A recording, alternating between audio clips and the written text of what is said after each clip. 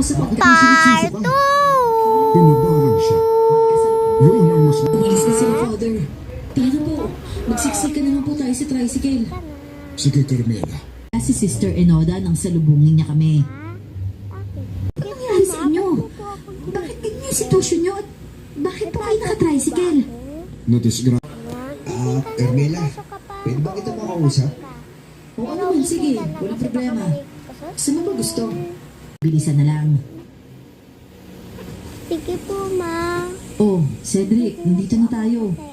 Ano ba yung gusto mong sabihin o itanong? Yung tinatawagan ni Father bilang rescue, di ba? Oo. Kaya nga ako Talagang naisip niya. Gusto noon. At ako rin ako ng mambabarang. At nararamdaman ko yung presensya ng lola ko sa'yo noon. Pero hindi na ngayon. Ako gigising na nga lang Ano ba ibig mo sabihin? Ang tinulungan? Meron. Ito, oh.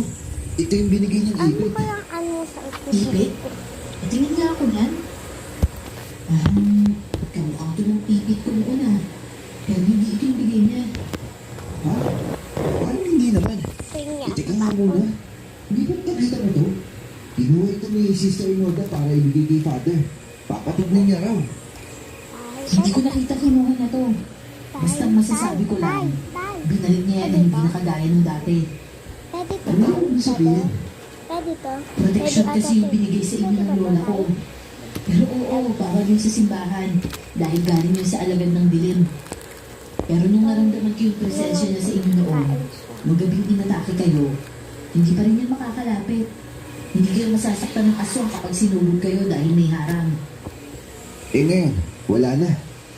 Hindi ko na nararamdaman eh. Teka nga sandali. Nag-uniform Bakit na pa ako. umigin ka nung gabi yun sa mga sinasabi mo dyan?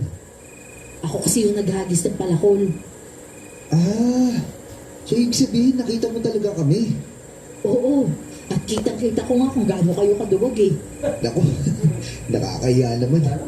Pero ito ba, yung tungkol kay Father, Mananugi siya ng kabataan niya ayon sa kwento.